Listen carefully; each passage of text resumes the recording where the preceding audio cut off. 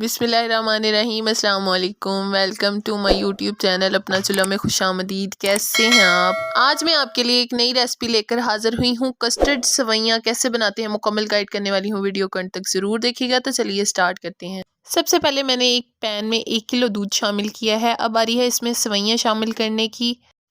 ये आपको बाज़ार से ईज़िली मिल जाएंगी। अब हम इसे बॉयल आने तक पकाएंगे लो फ्लेम में। इसमें हल्का हल्का चम्मच हिलाते जाएंगे। अब हम इन्हें इतना पकाएंगे कि जो हमारा दूध है वो गाढ़ा हो जाए और सवैयाँ हमारी फूल जाएं। चम्मच को आहिस्ता आहिस्ता हिलाते जाएंगे। अब हम इसमें चीनी शामिल करेंगे। चीनी मैंने हाफ प्याली शामिल की है। आप अपने टेस्ट के हिसाब से भी यूज़ कर सकते हैं।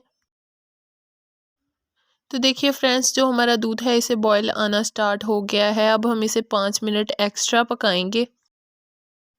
फ्लेम को ज़्यादा हाई नहीं करेंगे, इसे सिर्फ मीडियम फ्लेम पे पकाएंगे। फ्रेंड्स, बहुत मेहनत से वीडियो तैयार की जाती है। वीडियो को एंड तक ज़रूर देखा करें और वीडियो को स्किप ना किया करें। अगर आप हमारे चैनल पर नए हैं तो चैनल को लाजमी सब्सक्राइब कर दें।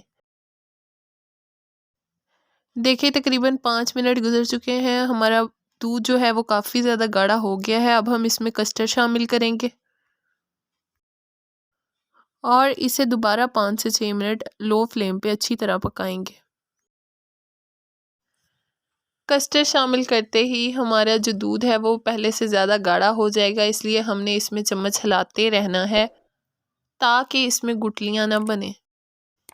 देखिए गाइस, तकरीबन 5 मिनट हो चुके हैं ऐसे पकते हुए। देखें कितना ज़्यादा मज़े का लग रहा है। आप भी इसे एक दफ़ा ज़रूर बनाएं। अब हम इसे एक प्लेट में निकाल लेंगे।